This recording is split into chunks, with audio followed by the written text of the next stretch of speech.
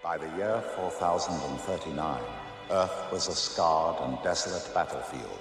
Hordes of armored robots created by man in the previous century were sweeping the planet, brutally destroying everything in their path and threatening mankind with extinction. One city attempted to escape their onslaught by unraveling the secrets of time and traveling back in a desperate search for a safer age. They succeeded, and time was their friend, until the arrival yet again of their relentless enemy.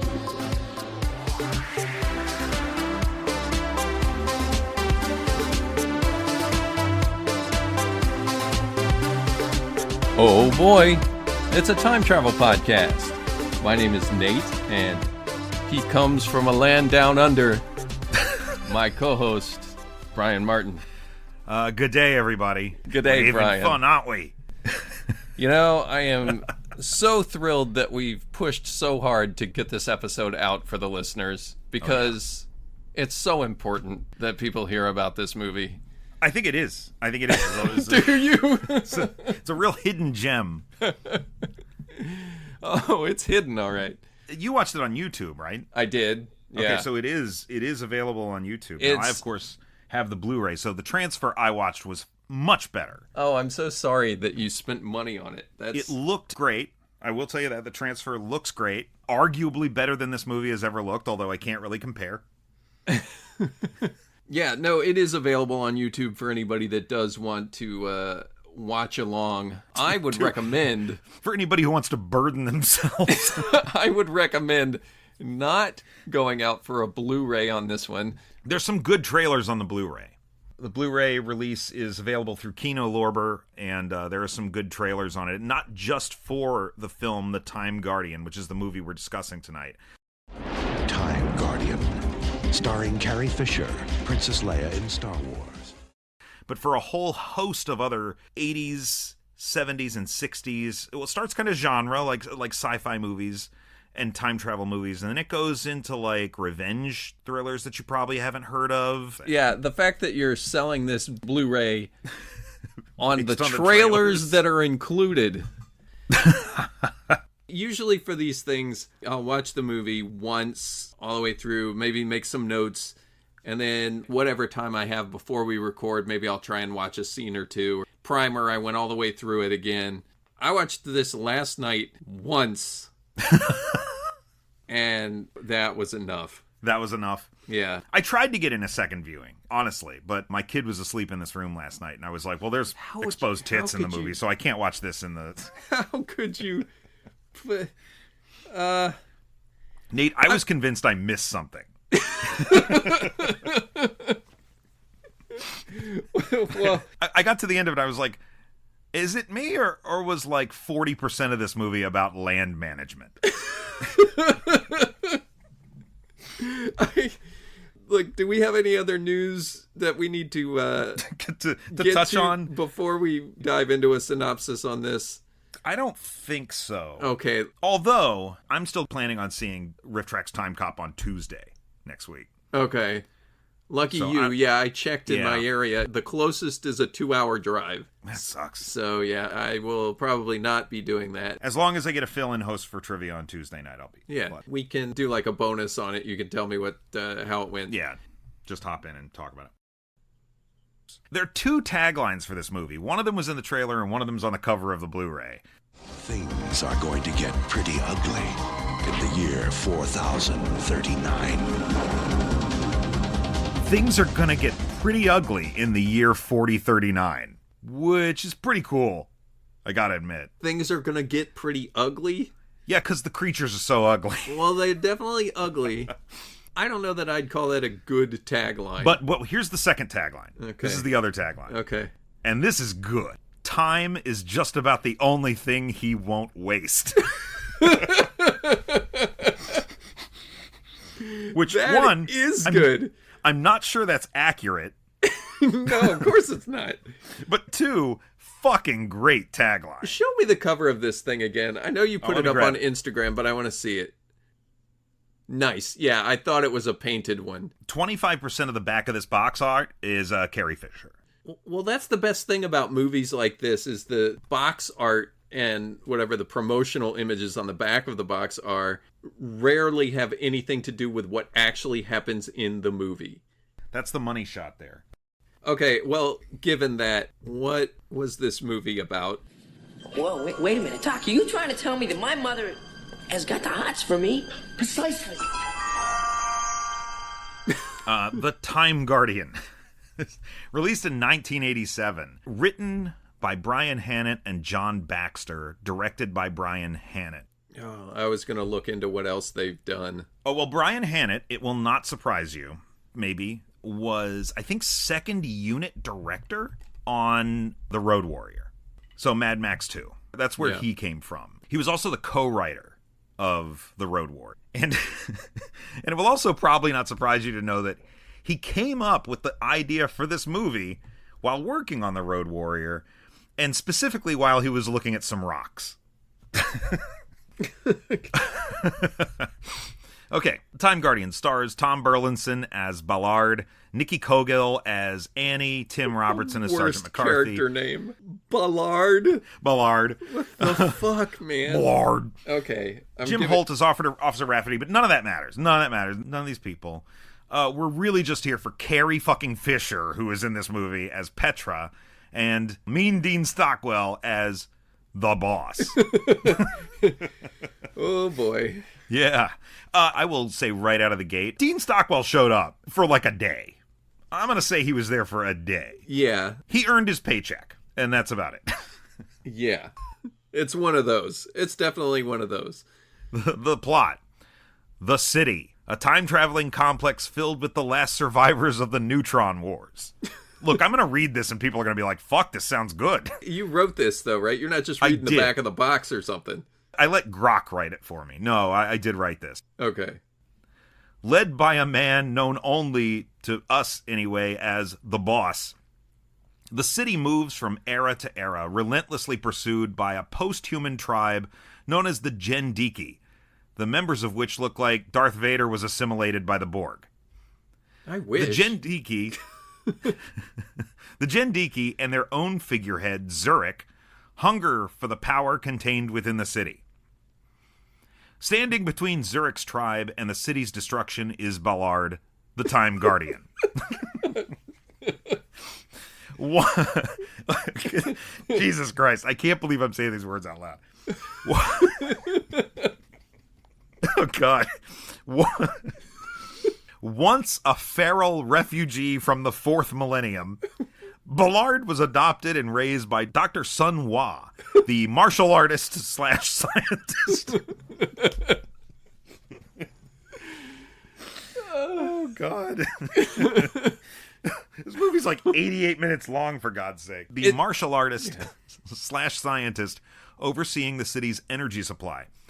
Now an adult, the barely grizzled freedom fighter leads a small band of soldiers defending the city from Jendiki incursions. When their presence in the year 4039 is discovered, the city begins its chronal spin to a new home. Ballard and Petra, a historian and expert in Earth's 20th century, we've heard that before. Who is it? Tom Paris? Also an expert in 20th century Earth? Yeah. Are sent back to 1988 as scouts to find a patch of land level and remote enough to viably land the city on. That's like half the fucking movie. This naturally brings them to Australia, of course, where a curious geologist, who happens to also be the only woman in town, must help them prepare for the city's arrival while also trying to thwart a Jendiki invasion. Mercifully, you're finished. That's it.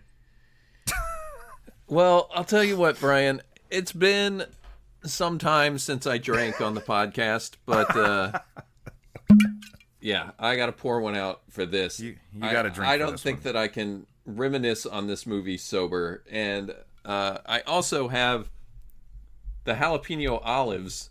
Whoa! It's the same jar as the last time I ate olives. Now, can you tell me whether these are still going to be good? Are there white flecks in the juice? I don't see anything specifically. Like the seeds are at the bottom. Anything fuzzy in there? No, you're good. Olives they stay for a long time, right? My understanding is once it's in the refrigerator, you're good. It's not. I mean, they're not pickled.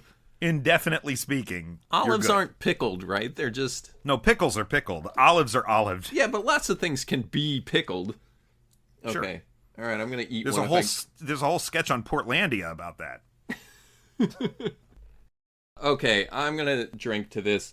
In all honesty, for this movie, here's the thing. General thoughts.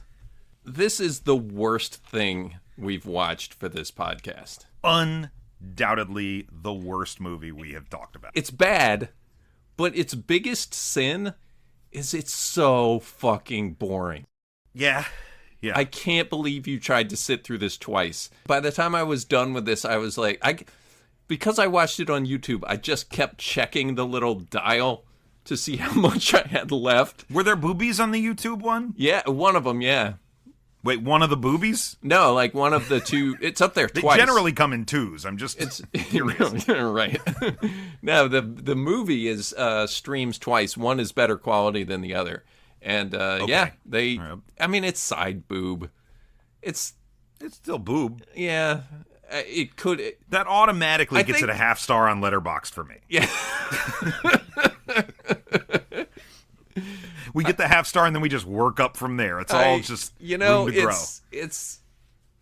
I think that if anybody monitoring YouTube could last more than 15 minutes watching to see what was there, maybe it would get flagged. So bad, even the AI doesn't want to be trained on it. Yeah, seriously. Did you not find it boring? Boring in parts. Yeah, and the parts that weren't boring were usually because Carrie Fisher or Dean Stockwell was on screen. Dean Stockwell spends a lot of time spinning in a chair. They put that in the trailer. Him spinning in the chair. They put the shot of him just sitting there with his head on his hand, just spinning the chair around, looking bored as shit, is in the trailer. I have to disagree a little bit. Even the parts with Carrie Fisher and Dean Stockwell are boring. In fact, I would say the Carrie Fisher scenes are the most boring. They're pretty boring. Carrie Fisher was contractually obligated to a certain amount of screen time because she did a little bit of acting at the beginning, and then a third of the way into the movie, she gets shot. Spoilers. Yeah. I can't continue. I'm just going to lay here on this grassy hill for the rest of the movie. You remember the scene at the end of Return of the Jedi at the bunker doors when Han's like, "Oh, I love you," and she's like, "I know," and then she shoots the stormtrooper because she's been shot in the shoulder? Sure. Imagine that one moment, the one moment just before Han says, "Oh, I love you," stretched out for 40 minutes. It's like the single frame of her after she's been shot and before she says, "It's not bad," you know? Yeah. That is 40 minutes of this movie. I did a lot of looking into it, and no one seems to know why Postcards from the Edge era Carrie Fisher was in this movie. I don't like it any better than you do. Yeah, take this. What is it? Money. Money? That wasn't it. This did not make money. I can't fathom what... There are a ton of B movies out there where they get stars that aren't exactly on the rise anymore, and then they come in and they do a day. Like you said, Dean Stockwell probably on there for a day. I can't imagine Carrie Fisher was there much longer than that. Maybe a week. She must have been there for at least 2 days. Yeah, because she has scenes in the night and scenes in the daytime. Yeah, she's got... This wasn't like her lull period. She was becoming a prolific writer. She was still in movies. She was making the shift into romantic comedies and stuff. Yeah, this is 1987. Yeah. And then she shows up as part of the team of soldiers that Ballard is leading against the Gendik in 4039. Right. And she's really subservient the first time she comes in. Who's the incompetent running this operation? It was a bridge order. I don't give a shit. That ends tonight's broadcast. Now let's move! He mouths off at her and she's just like, yeah, okay. And it's like, whoa, wait, that's not the Carrie Fisher I know. And neither as a person or as Princess Leia. Yeah, she's not the character in the trailer either. The trailer leads you to believe that she's going to be Princess Leia, you know? Princess Leia does show up in spurts. Outside of it being boring, which is my main complaint, the relationships that each of the characters have with each other are completely different from scene to scene. What's your name, Trooper? Petra. You already know my name, right? A lot of my people are out there face down in the mud because of what you did. I hardly think that I'm And you could have got us all killed.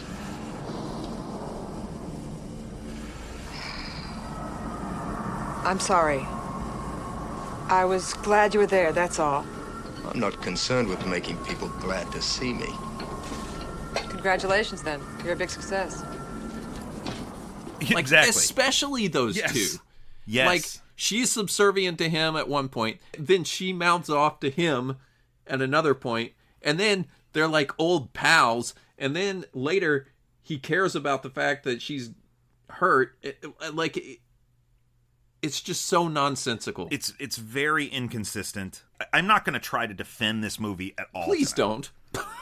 But I think there are reasons for the degree of inconsistency you see throughout the movie, and why the scenes at the beginning and the end of the film seem to come from a completely different fucking movie than the middle of the movie is.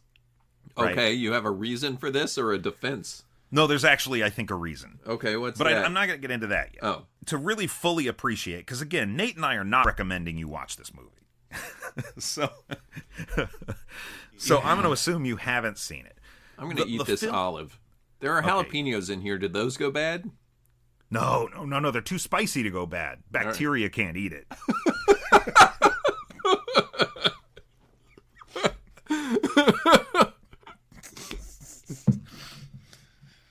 Oh, God. Okay.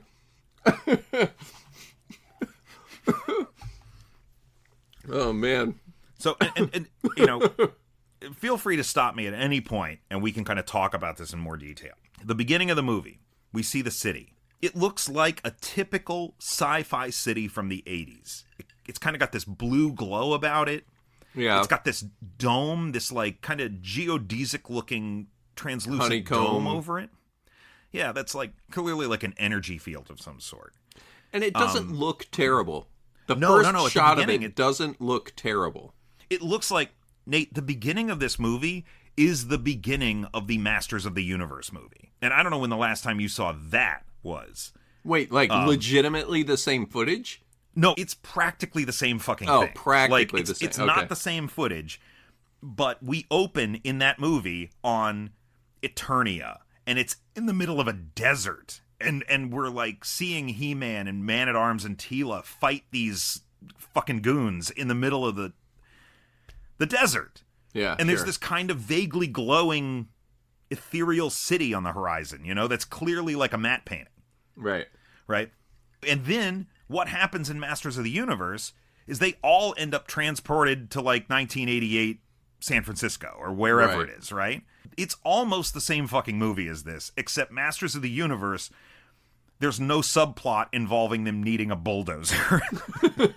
and not for any cool reasons. Like, they actually need a bulldozer in this movie to bulldoze rocks and dirt. So, big opening scene.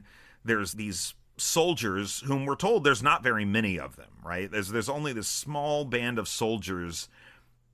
It's not a utopian city. No, it's just a future city. It's just a future city. Although it doesn't look like it. It doesn't. And people seem to be doing all right overall. Yeah, I don't think they say it's like...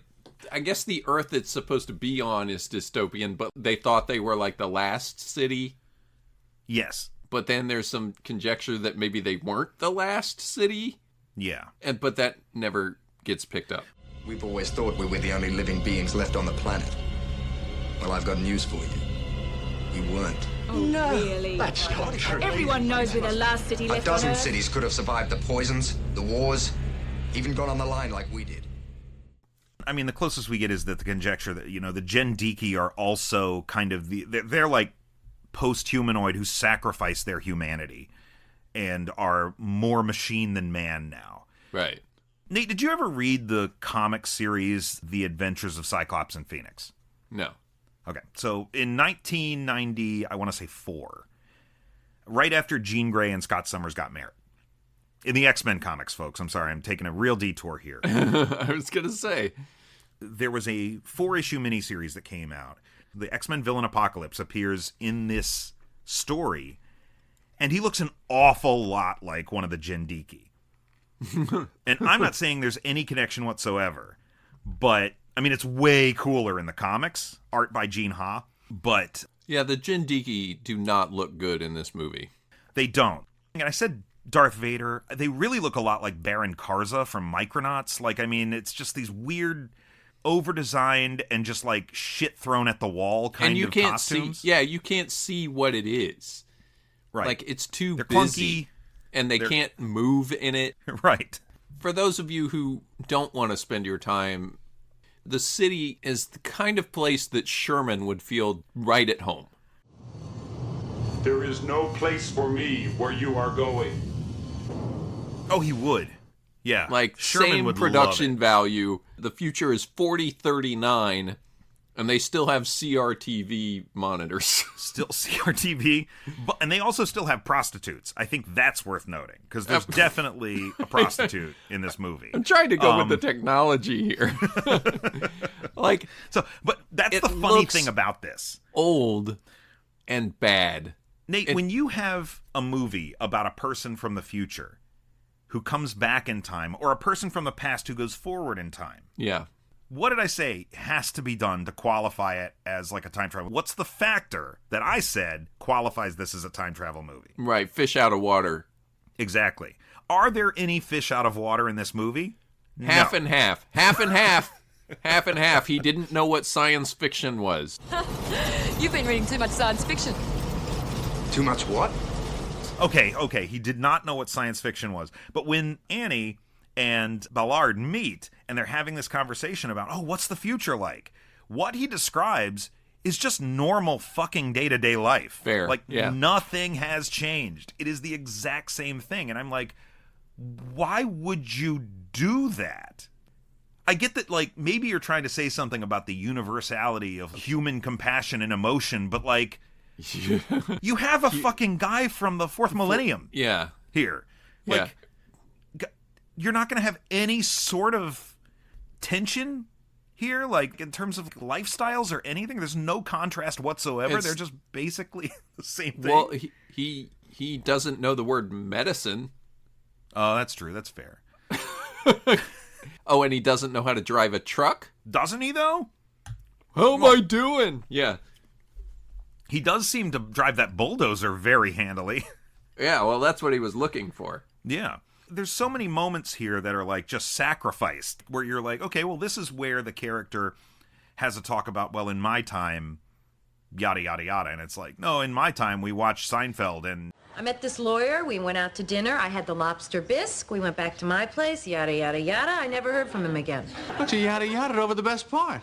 No, I mentioned the bisque. Yeah, right. It's like, okay. No, so just like us, huh? No, this dude is easily the least charismatic lead to anything that we've certainly watched together. You think so? Yeah, probably. Oh, yeah, like the Christmas clock guy makes this guy look like a hack. Jesus Christ. I forgot about the Christmas clock guy. You're right. He's definitely better than this. Thank you. For what? Telling the truth. Yeah. This guy is like, he plays everything anger. Like everything. Like even we're supposed to be in love with that geologist. Right. It's tough guy. It's all tough guy it's all the time. All tough guy all the time. Well, there might be one in Martyrs. Can you take me there? Please? Yeah, sure, I can take you. But after that, you're on your own. Okay. Let's go. But he doesn't look like a tough guy. He's a pretty boy. Like I said, I described him as barely grizzled, right? Because all he's got is one scar on his face, and it looks pretty good. Like the rest of his skin, I mean, he might as well have been in a Neutrogena ad, for God's sake. Like, it looks No, It looks immaculate. It looks like his skin has been stored in a hyperbaric chamber every night since he was born. He's boring. He's not a good actor, but not in a way that he's laughably bad. He's just Okay. not bringing anything to it, and he's just boring as shit. These Jendiki? Are they human? Only by a stretch of the imagination. And what about you? Are you human? Back up the line, they're still discussing that. I made a list here of the things that I almost liked. So at some point, I want to go through a couple of things, 2.5 things that I almost liked. Well, I want to make sure we give every moment of this movie the time it deserves. Yeah, give us some structure. So, talking a little bit more about that opening scene with the battle, the firefight. There were 2 things I liked in this scene. I'm pouring another one already. 1, the Jendiki with the bazooka who has to take out the shield honeycomb by honeycomb. Which I'm like, couldn't you have gotten more than just one dude to take care of this? It's going to take all fucking day. Yeah, they're supposed to have an overwhelming army. I think the max we see on screen at once is 7. But I did like that idea. I like the idea that we have to poke holes in this city's shield. The other thing I liked was when we are introduced to Ballard and he shows up behind the Jendiki and just blows his fucking head off. Yeah, that was all right. And there's nothing but a goddamn neck stub left behind. I was like, okay. Now to extract your black heart. That was fun that happened, but the actor... It looked good. No, the actor's not good. The effect looked better than I expected, given the caliber of this movie. I was like, oh, certainly it's just going to be a laser blast with some sparks and he's going to fall over. No, his head fucking explodes. yeah, that's fair. Yeah. I was like, man, that was pretty hardcore.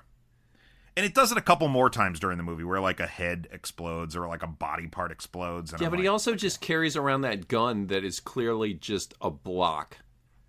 There's no mechanical moving parts to the gun. It's just some prop at a fucking... where are they spending their money? And they've got to make the future look like the future. And I can't decide whether it's a lack of money or a lack of vision or both. I'm leaning towards... I'm leaning towards both. Because... I think that's probably fair. Let's not get ahead of ourselves, but their outfits are atrocious. The Absolutely outfits terrible. Look terrible. They're like these ill-fitting jumpsuits. Not even the armor stuff. Oh, you're talking about the soldiers. I'm talking about the guys inside the city. All the costumes look terrible. Oh yeah. The armor that they're wearing out in the combat zone is one thing. Yeah, it looks. And okay. it looks just generically sci-fi. It doesn't look real. But that's not the weird armor. No. You know the weird armor, The weird right? armor is on Carrie Fisher. The flesh-colored armor that contours to every curve of her torso. Yes. Including the nipple. In very, very disquieting ways. I'm like, whoa, what am I looking at? Why am I looking at this? It's like a Joel Schumacher Batman situation. Here's the thing. We've seen Carrie Fisher in that Jabba bikini so many times. Yeah. And we look at that and think, that's okay. I mean, you get what I'm saying. It's we understand why she's in that costume, and I certainly don't feel uncomfortable looking at it. Right. I feel like I what should you're feel. Supposed to feel. Slightly titillated. Yes, right? Of course. I look at this and I'm no like, judgment, listeners. Yeah, please don't. Let's be honest with ourselves. But I look at this and my first thought was this is wrong. I'm like Morgan Freeman when he sees the surveillance setup Bruce Wayne's got in The Dark Knight. He's like, beautiful, unethical, dangerous. This is wrong. And they're both wearing these choker necklace things. Yeah, God, it's weird. And to be fair, our Time Guardian is wearing the exact same outfit that she's wearing. Hers it looks just no better. Happens to cover her boobs. Hers are just have boobs. Now, if they switch... His is terrible, too. It looks terrible. It doesn't make me as uncomfortable, but I'm still this ain't it. budget aside, it's just a bad idea. It's just bad design. Mm-hmm. Like, I don't know who the art producer is on this, but holy fuck, man. You are fined 1 credit for a violation of the verbal morality statute. I feel like they got everything at like a consignment sale when like Carol Co. or something went out of business, you know? It's like, it's so... I don't even give it that credit. Like, I've seen low budget things where they got really creative with shit that you recognize. Like, oh, hey, look, that's a tennis racket. But like, it's hidden in some way that was super creative or whatever. This is just atrociously designed. Awful. Virtually none of the movie looks good, with, I think, one exception, and that would be... I have an exception as well, but... Oh, you do? I do. Dr. Sun Woo's dojo. Oh my god, dude. With the blue energy river inside of it. I He has a bandana on at one point. Like, I mean, this is a guy... awful. Like, I like Dr. Sun Woo. Yeah, let's not derail your structure here, but the way the city looks, even the outfit that Dean Stockwell is wearing, which is some kind of, like, jumpsuit robe thing that... I don't know how they got him to wear that for a day. I swear, it's so fucking awful. You are fined 1 credit for a violation of the verbal morality statute. And the Time Guardian makes Millennium look good. Yeah, the Time Guardian makes Millennium look like time crimes. So, all right, here's the difference. Millennium had a vision that they were going for. Mm-hmm. This movie doesn't seem to have any kind of coherent vision at all. At all. Your engineer is a samurai. Like, what the fuck? You are fined 1 credit for a violation of the verbal morality statute. Nate, how many different methods of time travel are there in this movie? I don't know. 2?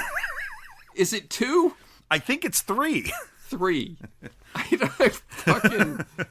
Like, we can't even get that straight. Like, I want to laugh about this thing, but it just makes me angry. How...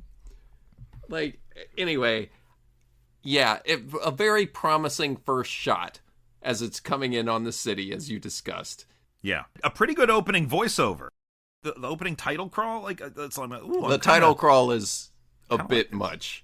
I kind of liked it. I dug it. It's like 1987, you know, like we're trying to go over the top. 4039. Well, it reminds me of the Ren and Stimpy bit. Commander Hoke and Cadet Stimpy that always started like blast off to adventure in the amazing year 400 billion. Well, okay. It's just so over the top that it's that like, is a what? cartoon about a cat and a dog. This is like they're trying to be serious. Do they know how far away 4039 is? You know? It's like they don't even know. The problem that this city has with the Jendiki is that the city travels, the Jendiki follow them, they find them, and then the city has to travel again. And they just kind of have to keep running. Yeah, it's like the Cylons in... Battlestar, yeah, it Battlestar. is. Yeah, it is a lot like that. So, while they're out there fighting these Jendiki, Boss and his underlings, one of which I think is named Smith. Literally, his name is Boss. Like, Yeah. they did not have a character name for the guy that's in charge. So they just called him Boss. Yeah. Is trying to get the city powered up and capable of traveling through time. The spinning is the term that they use. Yes. Spinning. Spin, goddammit, spin! That's, all right, so my favorite line delivery in the entire movie. I don't have any. I got it. This is the one good line delivery in the whole thing. Sell me is on when Dean Stockwell says, make the spin. And Smith, or whatever his name is, the bowl cut guy, is like, he says, it cannot hold. We must have more power. And Dean Stockwell says, shut up! Like, and then immediately cut away from it. Make the spin! Order them to hold. We must have our power. Shut up! His delivery of shut up. I gotta think that was the last second of go footage find they it. got out of him. I'll go find it. The people will hear it. Shut up! It's wonderful. I have a note since you're at that moment. Why does everybody hate Smith? Because he's a dick. He's a dick by the end, but you don't know that when everybody's just being mean to him. I think you do because of his haircut. It's kind of like... No, that's called bullying, Brian. It's kind of like Guy Gardner in the Superman movie. I don't understand it. He's just some guy. He's sitting in his little spinny chair, and like everybody's being mean to him the whole time, and I'm like, why does everybody hate Smith?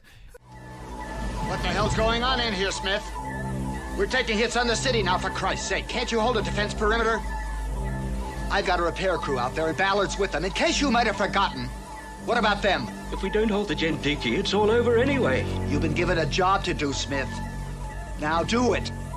And then later, at the end of the movie, he's a dick to somebody else, and I'm like, oh, I get it. Everybody hates him because he's a jerk. Oh, I get it. I'm not persecuted. I'm just an ass. But he doesn't have any, like, real dialogue up until then. Poor Smith, is what I would say. I think he only bullied the Asian engineer samurai guy at the end because he's so bullied by everyone else. I don't see what he was doing that was so wrong when the boss came in and yelled at him. He's just the guy. Maybe it's the middle management in me, but I'm like, hey, come on. This guy wasn't doing anything wrong. I think that's exactly what it is. It's like the people under him hate him and the guy over him hates him, and it's just he takes all the shit. Thanks a bunch, Milton. But goodbye. Well, okay, but I could set the building on fire. He's gonna burn the place down. Yeah. No, I mean, well, none of these characters have real personalities or... Does anybody have a personality? One dude has a personality. The deputy. The deputy, yeah, the cop. The cop deputy what's his name? Has a personality. Roscoe or what? Probably. No, his name is Rafferty. Officer Rafferty. The one who assaults Annie in the jail cell and then... At the direction of his superior. God, man, fuck the police, guys. But we'll get to that. Yeah, I would agree. He's got a personality. The fact that Ballard was once a feral child has absolutely no bearing on anything. No. He just seems like a normal douche. Yeah, he's just a regular guy. Just a normal dude. If you try to follow this movie from step to step to step, we find out that he's an adopted feral child. Who was adopted by the one Asian man in town and taught martial arts and science. Which, again, that sounds kind of cool. Like, I will teach you the ways of chronoscience and the martial arts, you know? But no. No. But we learn all of this from Carrie Fisher's character, Petra, who just met him. They don't have any prior relationship. So anything that she's sharing to the love interest, whom we haven't gotten to yet, Carrie Fisher, by the way, not the love interest in this movie. No. Just random other girl. I just don't know what we're doing here. Wait. Yeah, I don't. Good choice, Carrie. Anyway. I don't like it any better than you do. I miss Carrie Fisher. This movie made me miss Carrie Fisher, and if I was angry about anything, it was the misuse of Carrie Fisher. Shut up! And I was like, man, I could see her one more time. I could see a movie with Carrie Fisher in it I've never seen before. And then I'm like... Yeah, I guess she's technically in it.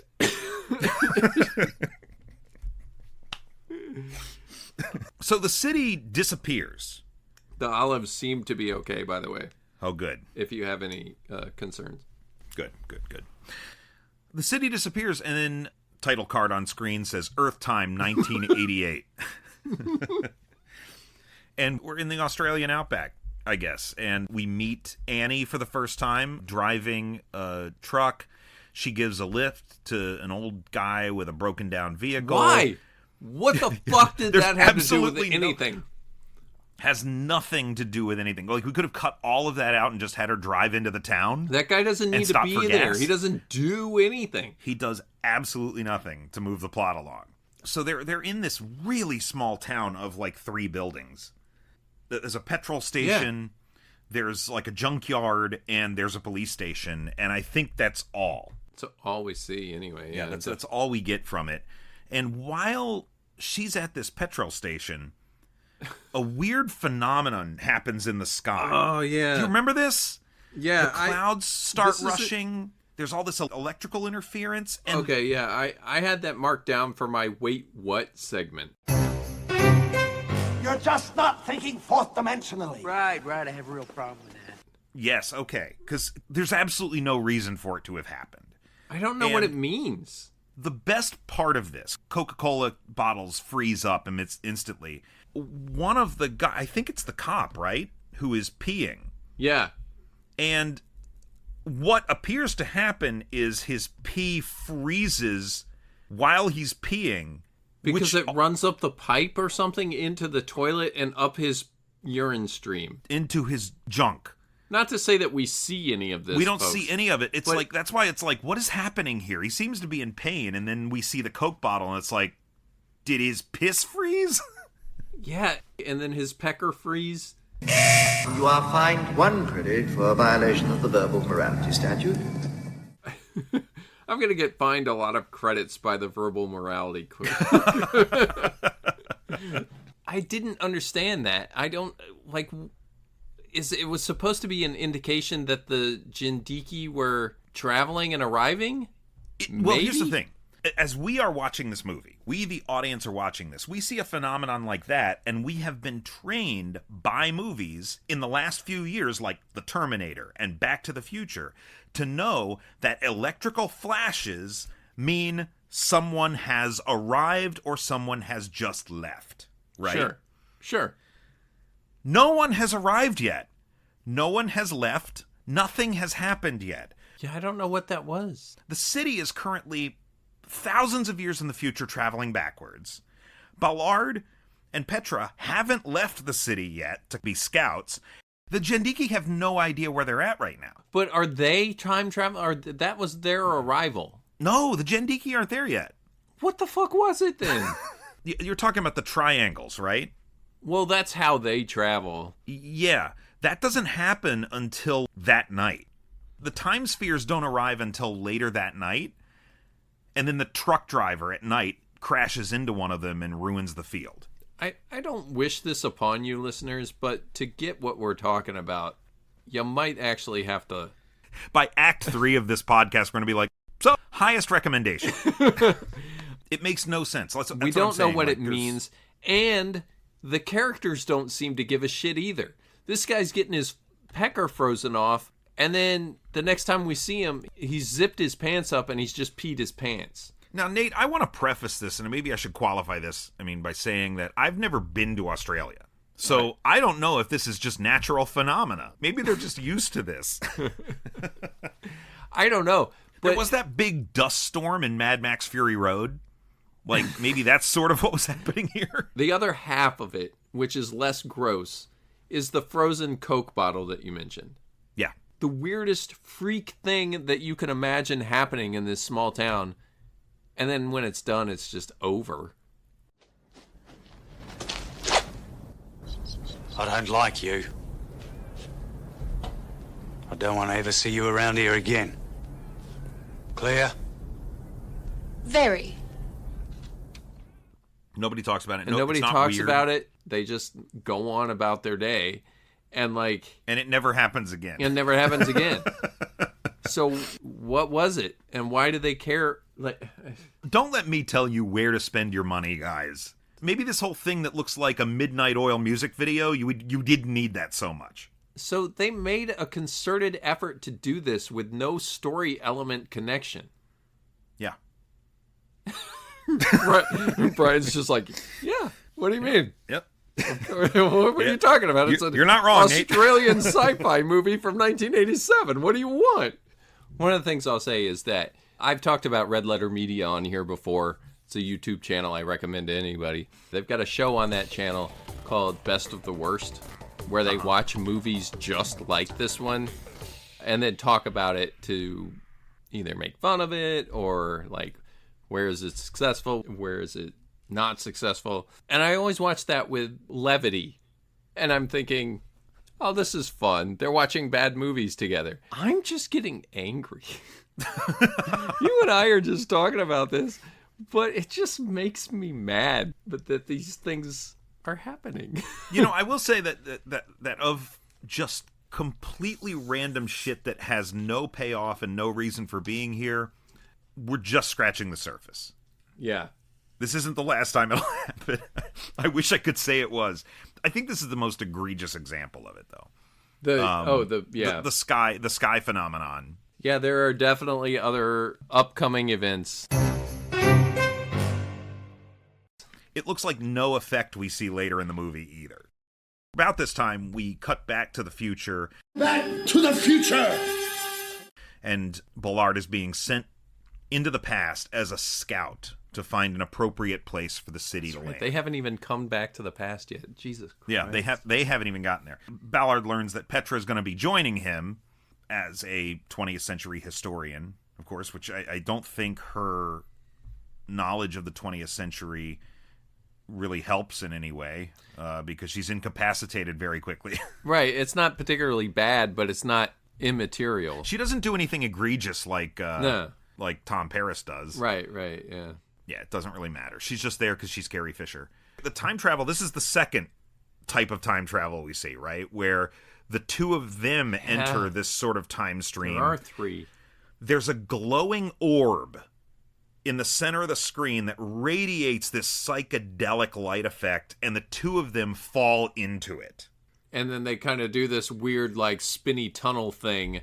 Yeah. And their bodies have been rotoscoped out and kind of turned, and they're floating down the black void. And it's an effect I don't hate. I will say that. Like, I really don't hate the way that looks. It doesn't look as good as, like, the Terminator that came out 3 years earlier or whatever, you know? But I don't hate it. Look, I'm looking for what I can here. All right. Because the two of them... I do have a list of 2.5 things I liked. Have we gotten to any of those parts yet? No, I'll... Okay, all right. You let us know. Okay. Yeah. Yeah, they go back in that weird sculpted breastplate that thankfully goes away pretty quick. Right? It's not like there for the whole movie. She spends most of the movie in a pink t-shirt. Yeah, like once they get there, they change into normal clothes, and it doesn't matter that they're from the future. Yeah. They travel back, and then immediately, and this is, I clocked it, 27 minutes and 45 seconds into the film, we've got our first didgeridoo, folks.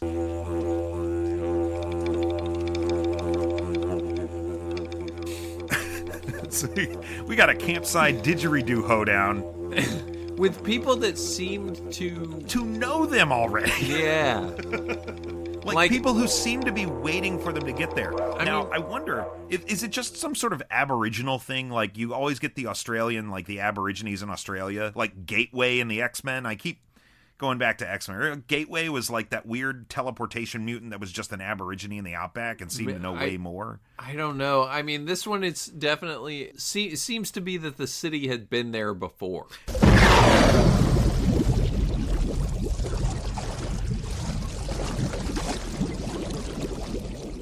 Good day, missus. Where's your clan? Nobody else, only us. Well, what about the ritual? Still got the spear. We could do it right now if you like. Cut hands and make blood. This was the one thing that made me want to go back and rewatch it, because I was like, wait, what? There's How do you know them?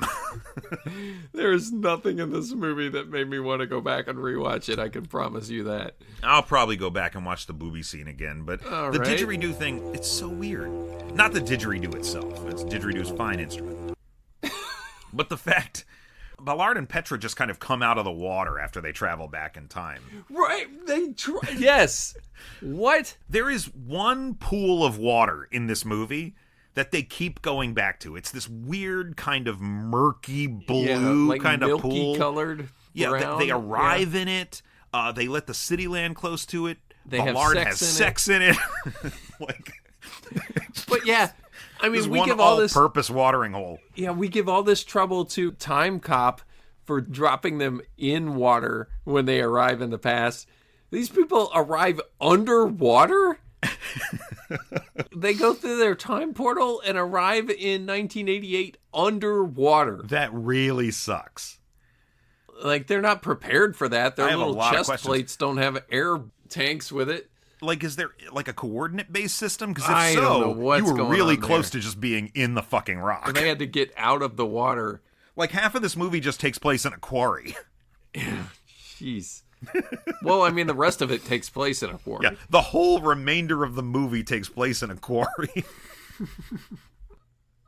I should mention that Annie, the young fetching lady, is a geologist, and she found some rock paintings.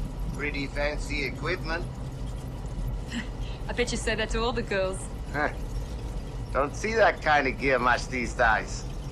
Geologist stuff. Done some mining, have you?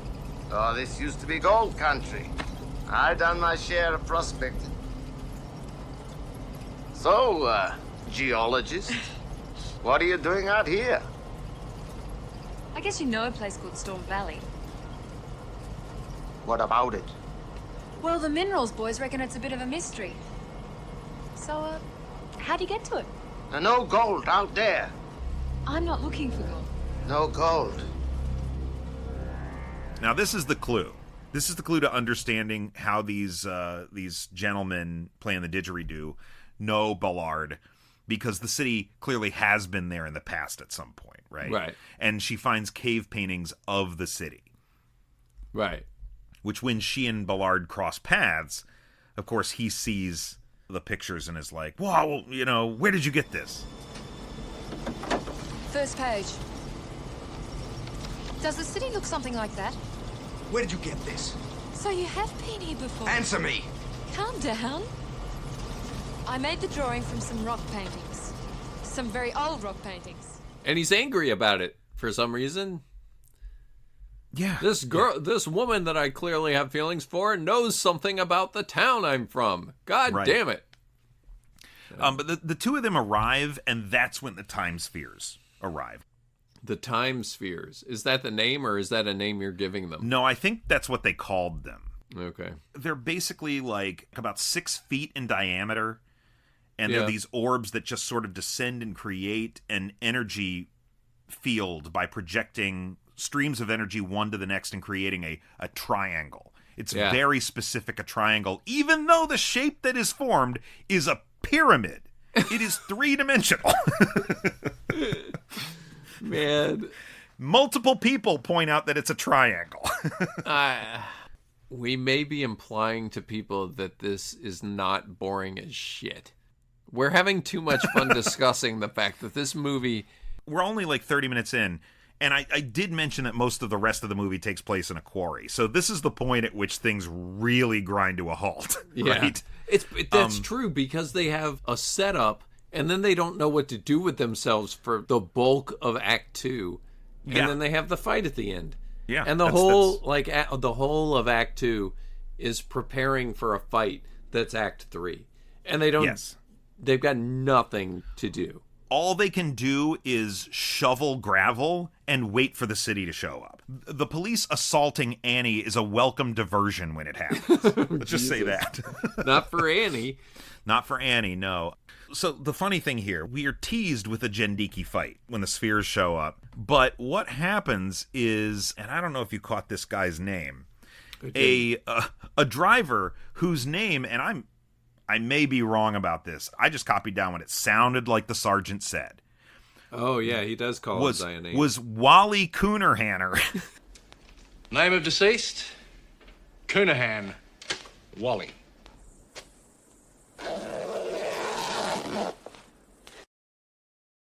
What? I swear to God, that's what he said. A truck driver named Wally Coonerhammer runs into one of the orbs, blows it to smithereens, and is electrocuted. Frozen by the electricity. Yes, he's like, yeah. Then his corpse is just stuck that way.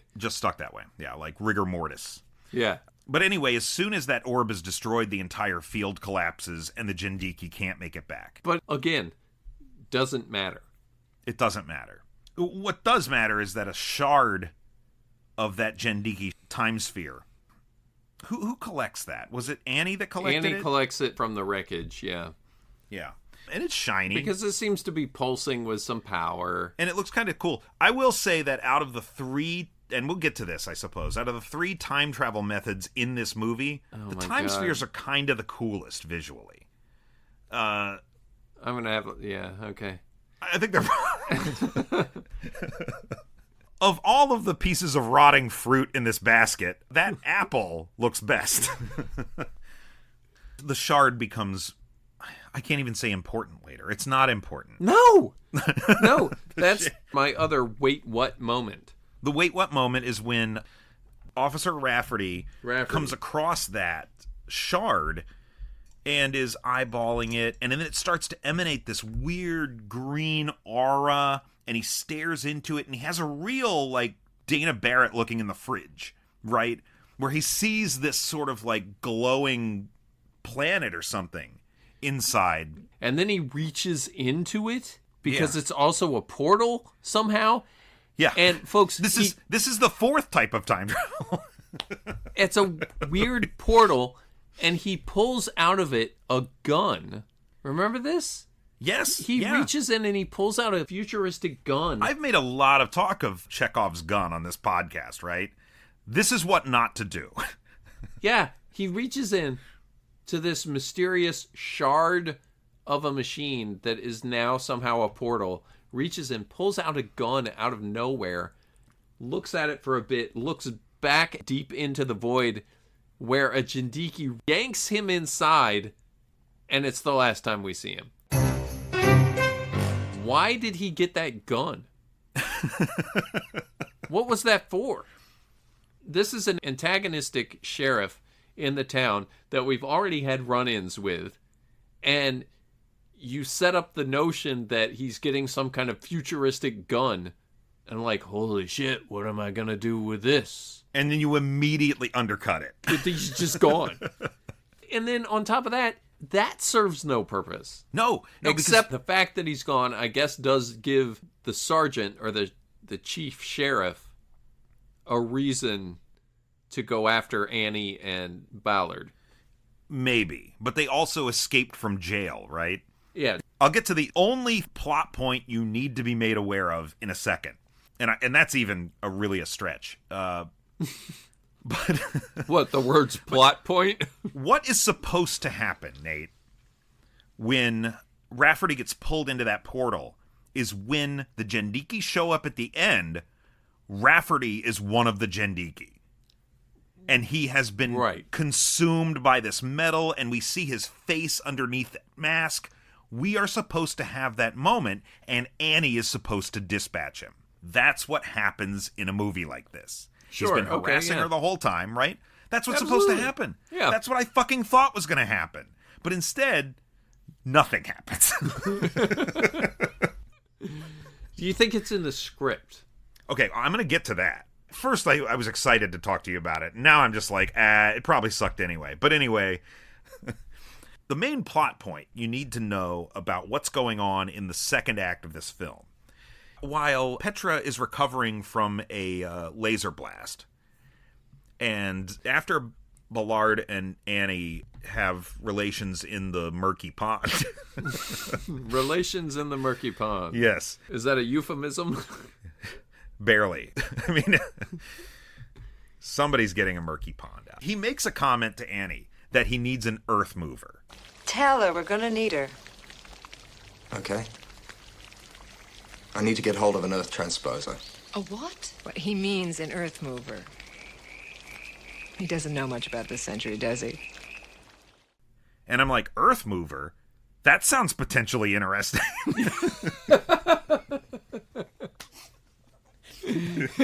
I'm like, he needs an earth mover. Like they need to move the fucking planet. No. That's No, just I'm what sorry, he calls Bullard. a fucking bulldozer. It's a bulldozer. This is so stupid. It's the Annie of all the fucking things. Of all the fucking things an earth mover could have been, it had to be a goddamn bulldozer.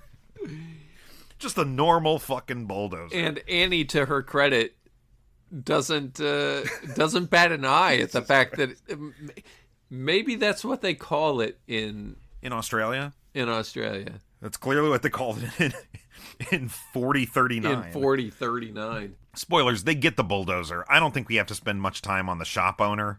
I think we need to spend a second on it. Okay. We're talking big bucks here. You got big bucks? How much?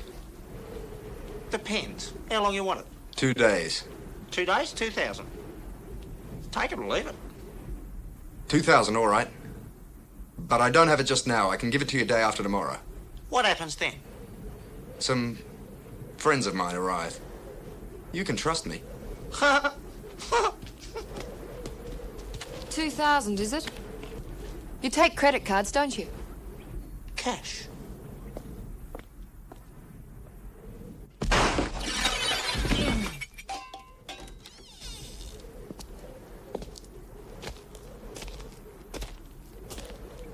Changed your mind? The shop owner, he has one, and he's willing to rent it to him for the day for $2,000. Okay, maybe that's steep. I don't know what the going rate for a bulldozer is. It feels high, but I don't know. Maybe, but corporations and cities are the people that rent these things. Yeah. Anyway, this guy's got to stay in business. He's just running a business, and he's said, yeah, I've got one. I can rent it to you for $2,000. And Bullard tries to give him an IOU. Hey, I got some friends coming into town. I can definitely give you $2,000 tomorrow for a hamburger today. Yeah. And when the guy turns him down because, he's running a business, Ballard just goes into his office, beats the shit out of him, and throws him out a window. Throws him through a window, yeah. Like, this is the hero. And yeah. This is prior to Annie sleeping with him, if I'm not mistaken. I think I think she just gets turned on by the fact that he throws a guy through a window. And I get the feeling that they just stole it. Right? I mean, they beat him up and took his bulldozer. Yeah. Why? You're right. And it is before they share a tender moment.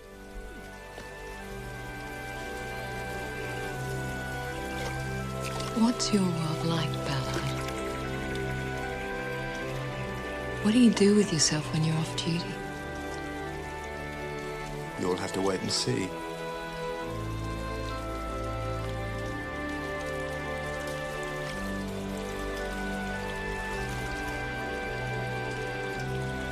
Ballard. And tender moment with this guy is next to impossible. That could have been another tagline. He emotes nothing but anger. Yeah, that's true. And like the opposite of charisma, whatever that is. Yeah. Yeah. I'm sorry, I'm taking another drink. Good God. Yeah. Okay, I do want to correct here and this is just how this thing's run together. So the cop that assaults Annie isn't even Rafferty. No, because it's some other guy. Because Rafferty's already dead by that point. But Rafferty's already gone. Yeah. So there's another cop introduced, another smarmy guy that's introduced. And but he's only smarmy because his boss tells him to rape her. Right. Like what the ACAB, shit? Man. It's how they do things down under, I guess. I guess so. And this is arguably the only really important plot point that happens in Act 2.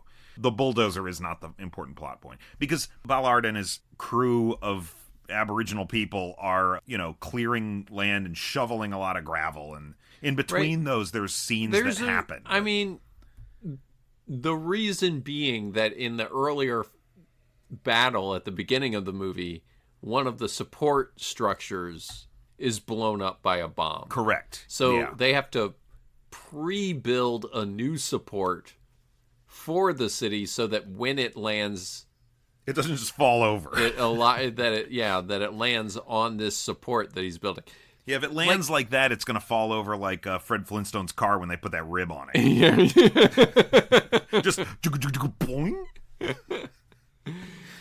I will say that is not an uninteresting idea. I will grant you that.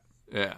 But I was going to say the other thing that happens in the midst of all of this is Petra gives Annie an armband, right? This armband clasp that is some sort of chronal tracker. I don't know what it is. It's a tracker. I don't know why you would put it on her, because Ballard has one, and when they're captured by the police, The police take it. The police take it, and the tracker is activated, and that's how the Jendiki find them. But the Jendiki were already there. Yeah, but they don't know. They already sent the orbs back. You're absolutely right. And you know what else is funny is that they call this guy the Guardian. The Guardian. The Time Guardian. Like the Jendiki refer to him as the Guardian. The Jendiki. But he's just a guy. When the beacon is activated, immediately we cut to a shot of the Jendiki kind of awakening, right? And Zurich calls out, "The Time Guardian has run out of time." Like that. And that's kind of fun. In a better movie, that would be pretty cool. Yeah, I don't know what the Time Guardian is, though. He doesn't do a lot of guarding. Does he hold a title? Is his title the Time Guardian? Is he like from everything that I could tell, he's just a guy. Like he's like the leader of the soldiers that were kind of protecting the city at the beginning. And when he blows that guy's head off, he rips out circuitry from their chest and like plugs it into his CRV computer at home to read out, like, I guess what they're thinking or what their plan is. Yeah. Turns out they're just bad guys, and that's all he gets from it. Their plan is to kill and destroy and consume. There is and no... that's it. That's the thing. These two warring factions, there is no two-state solution. for the denizens of the city and the Jendiki.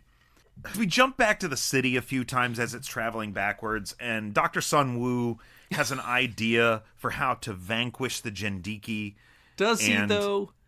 Well, it involves shoving his hands into that energy stream, and then he, like, kind of backs up and sheds a tear, like, "Oh, I figured it out. I cracked the code," or, and I'm like, what did you do? And the movie's not going to tell you. No.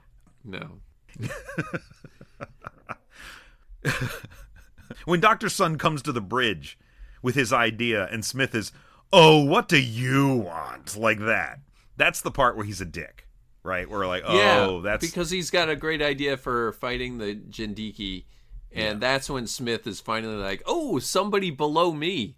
I'll start treating him like garbage." Bridge. Oh, what do you want? I want to speak to the boss. It is very important. He's busy. We're all busy. You must listen. The city we have to fight. There is a way we can overcome. Sure there is. You can let us get on with our jobs. We have the power. It is in the timeline. The power that drives us can defeat them. In the timeline? Are you mad? Listen. The beam accelerator controls the power. We can remove it from the line. Listen, old man. The best brains in the city are working on this. You expect me to listen to some bullshit theory? Oh, I haven't time for this nonsense. If you're so convinced, you get it out. I can try.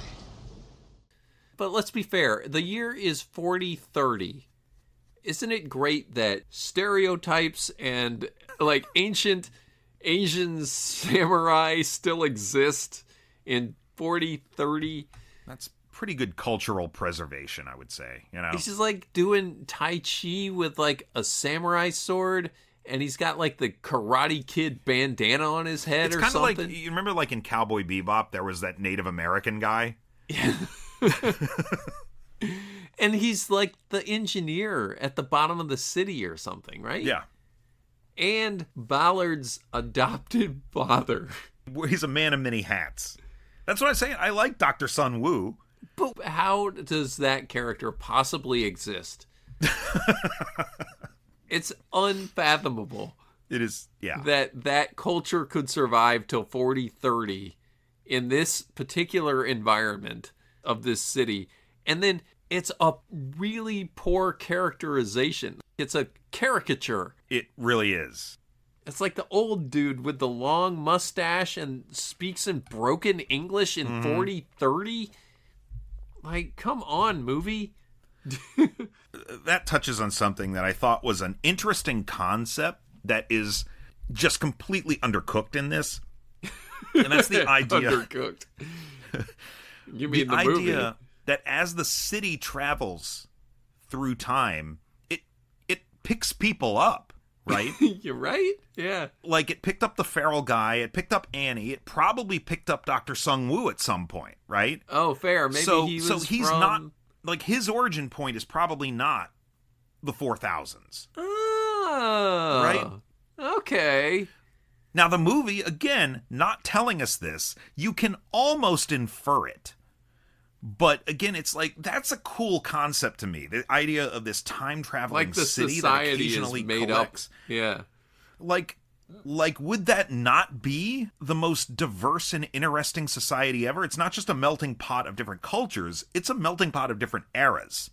Yeah, right? yeah, that's kind of cool. That sounds neat to me. Yeah, I wish we watched that movie. Yeah. Obviously. Yeah.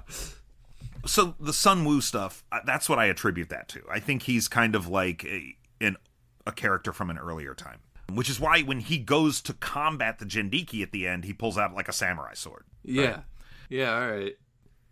Now, the Jendiki attack while Ballard and Annie are still at the police station confronting the sergeant. After they take down those Jendiki in the police station, Ballard takes down McCarthy, the sergeant. Did you catch what he said to McCarthy on his way out the door? My eyes may have been glazed over by that point.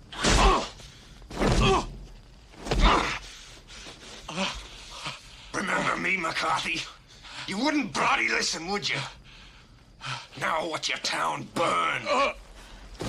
We'll take this. You all right? Yeah. Now watch your town burn. And then the entire fucking petrol station blows sky high. And remember when I said there are only like 3 buildings in this town. I was like, what causes the gas station to blow up? One of the Jendiki catches fire in the kitchen. One of the Jendiki is dispatched technically by Annie because it cannot navigate a modern kitchen in 1988. So it ends up setting itself on fire. I'm fairly certain it had a napkin over its eyes. It did. It had a napkin draped over its head. Started and then slamming into like toasters and shit. Lit itself on fire. And that was my favorite. All right, so I mentioned the head at the beginning. My actual favorite death in the movie is that Jendiki in the kitchen because it stands there for a second and then just falls straight the fuck over. Like, that's just because the actor can't move. It was like watching a Looney Tunes bit. So we mentioned that Petra is incapacitated for most of the movie. Only because the actress wants to just lay on the grassy knoll. I guess that's a good point. I mean, there's no reason. She's got a little burn mark on her shirt. Like, that's it. She does suit up again and come to the rescue at the end when the Jendiki are attacking, and the Jendiki immediately crushes her, and she dies. And that's the end of Petra. Well, no, that was a sacrifice. Yeah, okay. It was a sacrifice so Ballard could save Annie. Yes, because she recognized love. But I guess the hard thing was that we didn't want either of those characters to survive, and we like Carrie Fisher. So, yes. Sacrifices were made. Yeah. This is when the city kind of shows up, and the other troops arrive, and there's this big conflict out in front of the city. As Ballard comes up to the city entrance, he finds Dr. Sun Woo has been hit. When? We didn't see it. He's just kind of laying there on the ground. He says something to the effect of, Ballard, my son. That's right. Listen to me, the city needs you. And he tells him to remember his training and mentions the test of courage. All of which we never saw. None of this. And then did you catch what Ballard says to his group? No, go ahead. This was deliberate. This was absolutely deliberate. He says, I'll be back. Oh, yeah. Yeah. And then Ballard goes into the city, presumably to fulfill whatever plan Sun Woo had come up with. But as Ballard goes through the city and his comrades are out there fighting the Jendiki, Ballard just walks. Yeah. I mean, it's just a stroll. In his regular 1988 clothes, mind you. Yes. Not in a big hurry. All their troops are engaged. As Smith tells the boss, there are no more reserves left. Things are looking bleak, right? Ballard, from those scant words that Sun Woo provided to him, understands enough to reach into the energy stream And when he pulls his hands out, he's got this, like, huge fucking glowing rod. Like, where did it come from? Folks. It's a gun. We don't know. Yeah, it's just this big glowing thing. Like, it looks like a Rob Liefeld gun. It looks like a giant bazooka. Basically, the solution to solving their problems in this war turns out to be bigger gun. Who would have thought? Bigger gun. Yeah. And they kill the main Jindiki guy, and the Time Guardian announces, Stop the fighting. Stop the fighting now. You can no longer win, Jindiki. Zurich is dead. The war is over. You've tracked us across the centuries to try to destroy us and take what we have. It's the power of this city that you want. Well, I'm here to give it to you. You'll be trapped within its force forever. Here's 500 years of power, all at once.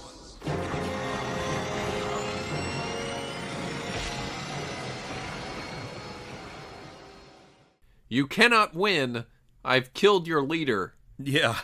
Then he goes and executes the entire rest of the army. Jesus Christ. With his giant gun. It is so fucked up. So, yeah, he comes out and says, everybody stop fighting. Zurich is dead. The war is over. And it sounds like, okay, all right, the war is over. All right, that's okay. You'll be trapped within its force forever.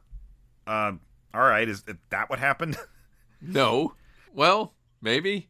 It's like the end of Raiders of the Lost Ark, when the Ark is opened and those electrical bolts just like web out and hit all the Nazis simultaneously. Right. And the Nazis are like frozen in their steps and they can't move. Right? Except imagine that it was only one bolt at a time. And none of the Nazis moved the whole time as they were dispatched one by one. Yeah, it's because the robots can just stand. They can only stand there. Yeah. And he just shot them like ducks in a barrel. Ducks in a barrel? Is that a thing? I think fish in a barrel, ducks in a pond.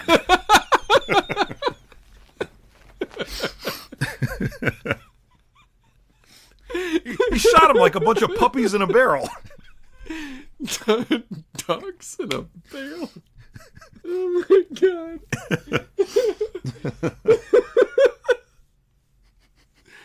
Oh, this movie. It's just one after the other. It was like boom, boom, boom, and they all explode. Yeah. They're not trapped in anything. Well, they don't move. They spend some time in Act 2 going to get a gun. They get arrested trying to get a gun. They try to get a gun out of the truck that Willie guy was driving. Name of deceased? Coonahan. Wally.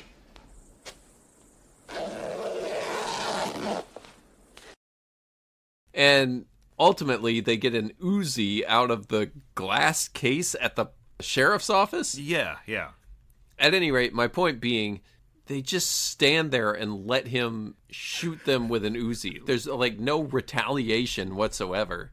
No, this is what we call genocide. They just can't move. The movie ends with genocide, folks. Yes. That is the final message of the Time Guardian. This is a good opportunity for me to go to my things that I like. Okay. All right. Unless you've got something else. I mean, we don't normally comb through it inch by inch, but I mean, we kind of have to convince each other that this actually happened. Like, you saw that, right?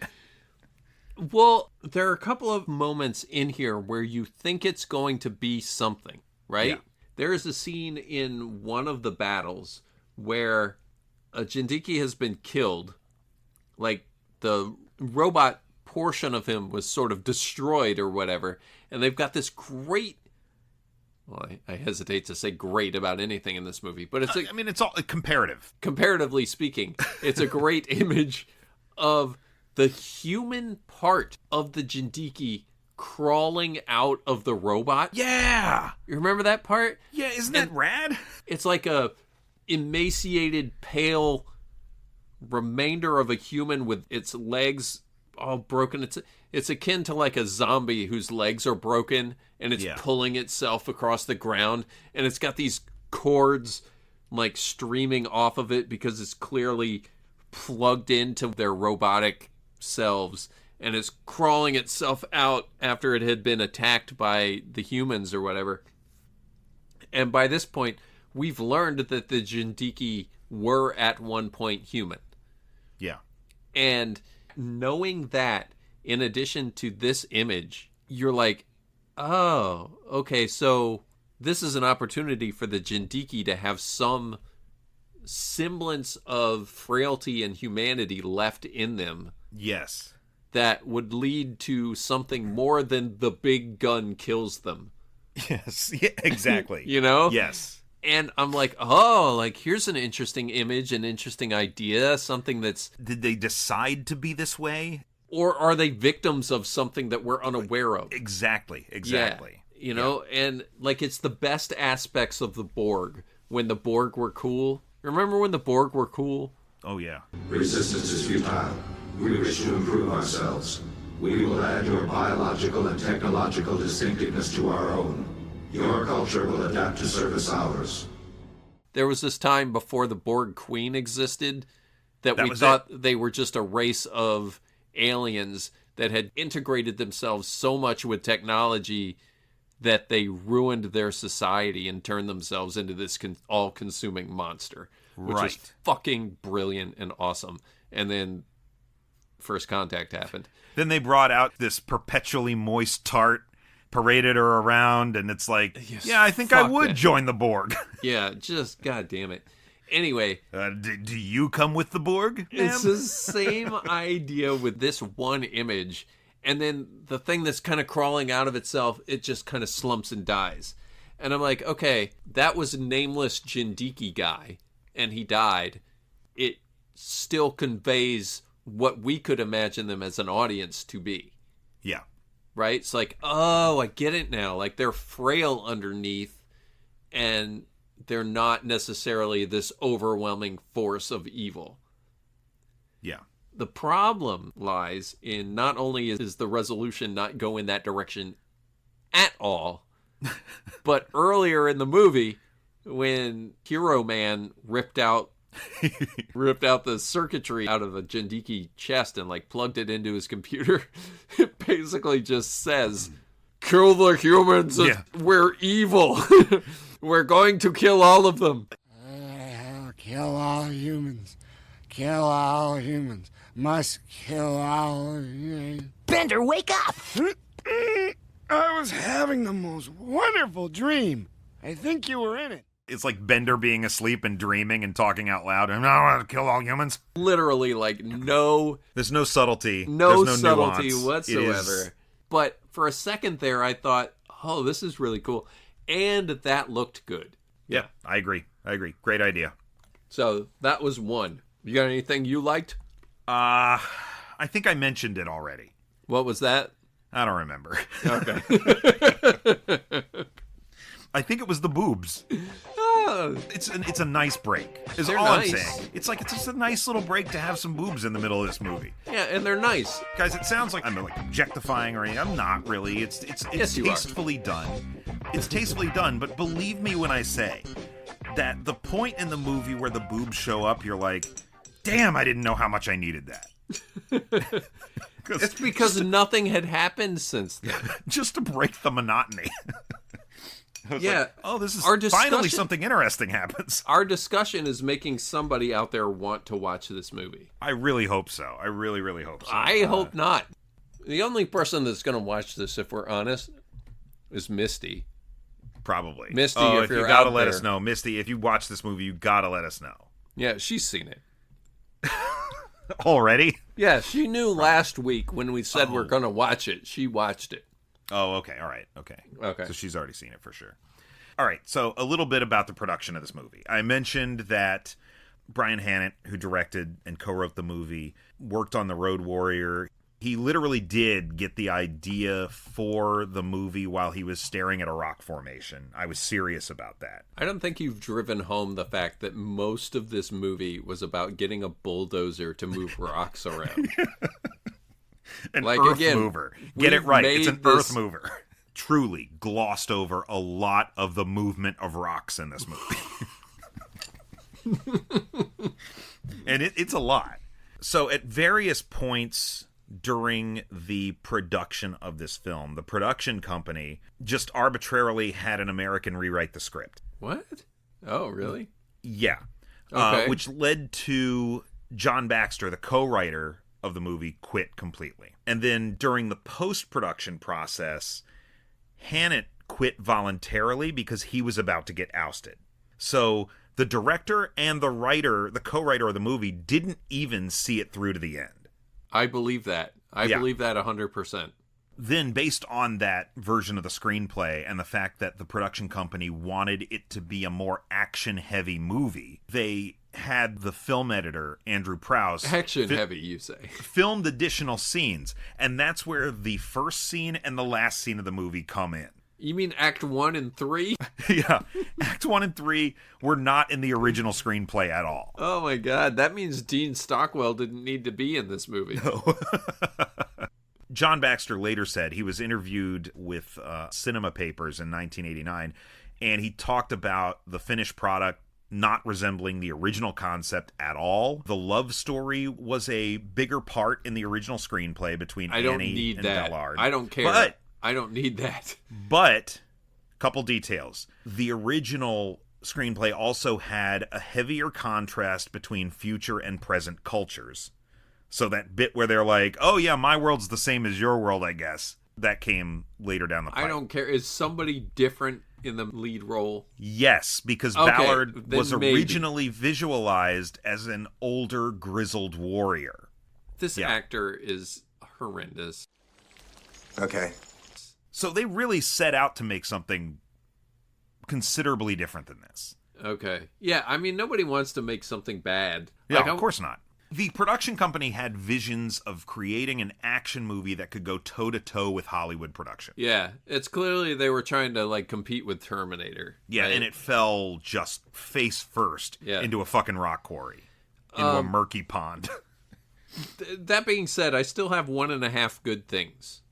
The Jindiki look like shit. Yes. They're awful. It's awful design pretty much from head to toe. They look like the type of toy you'd find at a flea market that's like off-brand. Something that's like, wait, this vaguely looks like a Star Wars toy, but it's not. It's a knockoff. Yeah, like some kind of like 1970s Battlestar Galactica thing. The headpieces are very, again, like I mentioned Baron Karza from Micronauts, which is something nobody knows, but like the Cylon heads, it's like the same shape. It's the Vader, the Cylon, where it kind of has this it's got grill those on the front triangle eyeballs and stuff. Yeah, so that is not the cool part. The thing that I actually liked is when that helmet kind of flips up. Yes. And you kind of see the human underneath, and it's got that weird cord going up to its nose the way John Travolta did in Battlefield Earth. Yeah. You know, except better in this movie. Better. Is this movie better than Battlefield Earth? I don't know. That's a good question. God damn. I don't want to find out. I don't want to go back to that one. There are several shots that are just like close-ups of that dude's face. And maybe like one other guy. I don't know. A couple of faces like that. The actor's looking through a mask or something underneath the helmet. That legitimately looks pretty cool. I agree with you. And that's the part that reminded me of the design of Apocalypse in that X-Men story I was talking about. Oh, okay. You see this, Apocalypse appears to be this sort of shriveled old creature, almost, inside of this larger armored body. Right, because it's clearly giving away its humanity in favor of this technology. But the problem is you can't really see the technology. It's always night out. Right. And they're completely stark black. So and when you talk about the Borg, like even before movie Borg, like 1991 television Borg, clearly they've got circuitry in their face. This is just awful costuming of a big whatever. But when the little face thing flips up and you can like see the human remnants underneath, that legitimately looks low budget cool. It does. Yeah. You're like somebody 100%. Somebody took a lot of effort to put that together. That was number 2. 1/2 score for, we didn't really get into him too much, but the sheriff, not the deputy Rafferty that got killed for no reason. Yeah, McCarthy, I think his name is. The sheriff shows up at the very beginning when Bullard is, again, just beating somebody up for no reason. He's like, it starts beating up the policeman, beating up the Time deputy. Guardians. He just starts beating These up the guys. deputy, who's, I guess, an asshole. So, hero and bad guy. Sure. And the sheriff puts his gun to his head. Oh. And does some, like, cool Western style lines or whatever. It is cool.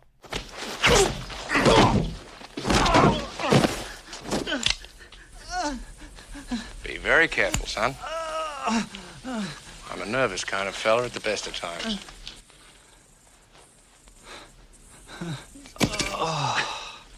You aren't gonna give me any of that kung fu shit, are you, son? Never crossed my mind. Sweet. Look in the back, Ernie. Old mate of yours, eh, Roy? I think we better go inside and get this down on paper. When I hear him deliver that line off screen and then the camera pans to him, I'm like, oh, somebody that can act. Or right. somebody somebody serious has shown up. No, it's more like that guy is immediately a character. That's right. $5 for you. But it's only a half point because by the end, who gives a shit? Right. He also has given up at some point along the way. Yeah. But those were my 2.5 good points out of this movie. Outside of that, like, give me a Thiago S style review on this shit. Yeah. One other thing I saw when I was combing through my notes here. The guy with the broken down vehicle at the beginning that Annie gives the ride back into town. We're going back to that, okay. After the phenomena in the sky, there's a guy at the station that says, "It's coming again, isn't it?" Yeah, that's him. They have seen the city before. Yeah, them and the Aborigines that see her come out of the water and whatnot. Yeah. Yeah. So there's another little hint, but I mean, it's still the sky turning Dude, like that doesn't make any it, sense. It doesn't. Nothing's well, happening it makes yet. a lot more sense now that the screenwriter, the story is all chopped to shit. Mm-hmm. I mean, that's fairly evident anyway, but If you're gonna build a time machine into a car, why not do it with some style? So I mentioned there's sort of 3 different types of time travel. Yeah. In the movie, the city spins around and travels backwards through time. That's it! Let's spin! Give me the power engineer. Listen, you dickless amateur.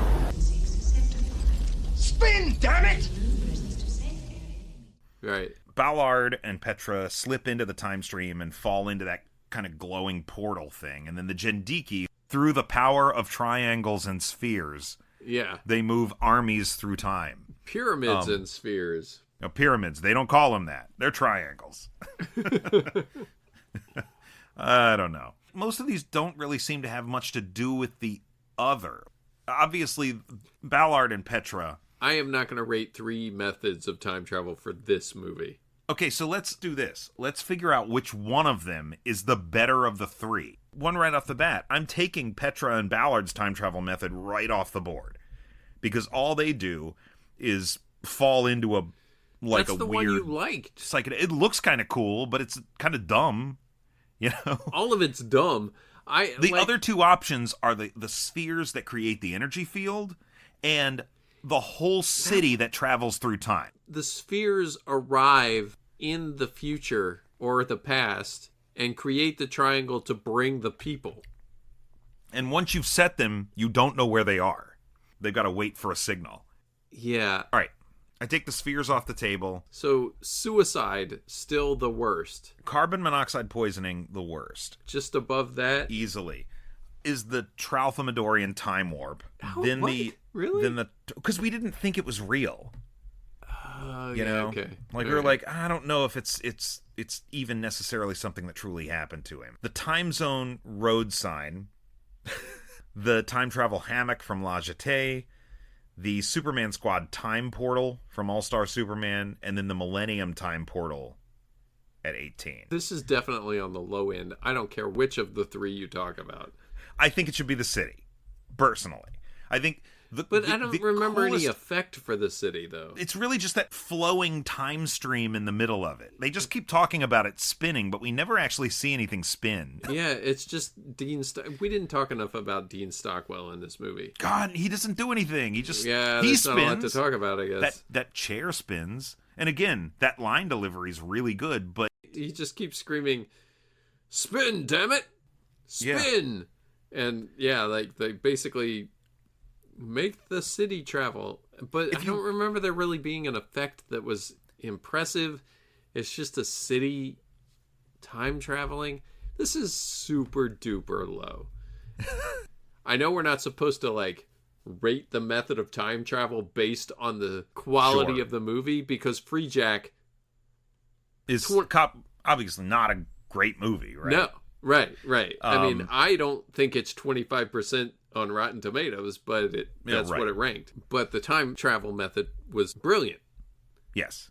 And so in this movie, I hate to knock down any of the time travel that may have been on screen, but the idea that this was like chopped up script writing, there are 3 completely different methods of time travel, is telling. Mm-hmm. You know, so I can't give it a high mark, and I hate it. So here's where I say the city goes. Okay. I think the city should go under the time travel hammock from La Jetée and above the time travel road sign from Beavis and Butthead. Man, I almost want to put it below the road sign just to poke it in the eye a little bit. It's not technically worse because, yes, Beavis and Butthead, not real time travel. But, Right. I hate this. And I hate it in a level that's like, I hate Chrononauts more because it had an agenda almost. Yeah, it is the vision of a writer, right? Yeah, exactly. Nothing got lost in translation there. Chrononauts Exactly. is what he intended for it to be. And the Time Guardian, who knows who intended for it to be what. Right, the Time Guardian is a failure at execution. Yeah. This was like the vision was realized and it was awful. Yeah. You know what I mean? Chrononauts. But. So anyway, yeah, I put it low. I mean, it's all the same. I'm going to put it above the Beavis and Butthead time travel road sign. All right. Everything from that point on is either suicide or it maybe isn't even really time travel. And this, at the very least, is time travel. You know the rule where the coach of a Little League team can write a P in the air with their finger? Yeah. Where they say they're playing this game under protest? Yes, yeah. Okay, I'm accepting this in protest. In protest. Yeah, it's under contention. Okay. The question is, does this one make it to the list next year? Are you kidding? Buckle up, folks. You'll have to my... listen for the rest of the year to figure that out. So what's next week, Brian? Oh, boy, guys. Next week, I can't believe we tried to squeeze this in before... Star Trek month, guys. Star Trek month. 5 Mondays in September. Each one of them will bring you a brand new episode of our show talking about an episode of Star Trek. First up is going to be the original series. Next week, we're going to be talking about the Season 3 episode All Our Yesterdays. Okay. Season 3, not necessarily known for its finest episodes. So we'll see how that one goes. I don't remember isn't that this one supposed to be good? I think it is. It's supposed to be, right? I don't remember it's, it either, so this is going to be interesting. I think it comes after that episode with Abraham Lincoln in it. Don't quote me on that. Maybe it's the one with Abraham Lincoln Oh, in my it. God. Is it? I don't know. No, it's not. We got I think some fan favorites coming up. For sure. Except Trials and Tribulations will not. No Trials and Tribulations. We've got a better one. I think it's a better episode. You know what's funny is I don't think we've had anybody ask for that, but we just assume people want We to assume hear everybody about it. wants that one. It's like, oh, yeah, you love that one, right? Yeah. we all Right, love but it. nobody specifically said so. Hey, if you've got a Star Trek recommendation, write in. Yeah, for sure. What's the email address? It's ohboyqlpod@gmail.com. Send us, of course, recommendations. Let us know, please, what you thought of the Time Guardian. Was one of you... No, don't do that. Don't do that to them. These are our listeners, Brian. What are your favorite Dean Stockwell performances? You could do that. That's fine. Make sure you subscribe to the show. I'm sure you're already subscribed. Leave us reviews if you can. Drop us comments on the episodes. That's a quick way to get in touch with us. And also, of course, we now have dedicated social media pages as well. You can follow us at OhBoyPod on Blue Sky, Instagram, and Threads. I really want to find a GIF image of Dean Stockwell spinning in this chair. Good luck. In the movie. You might have to make one. I don't know how to make those. Guys, do you know how to make GIFs? Anyway. Do you think we should have a Letterboxd? Yeah. Let us know. We'll get on that. Yeah, so maybe we're after do Star Trek month. Or maybe during Star Trek month, because we're not going to be watching any movies. Hey, I've got a lot going on. You might hear the echo in my recording. I am in the process of moving. Yeah. So it's going to be a busy week for me. But I am interested in doing a Letterboxd. I think that could be fun. And a way to engage listeners. Oh, yeah. For sure. Yeah. You guys like Letterboxd? You on the Letterboxd? You can let us know that, too. Thanks for listening, though, guys. Until next time, I'm Brian. And I'm Nate. And we'll see you in the future.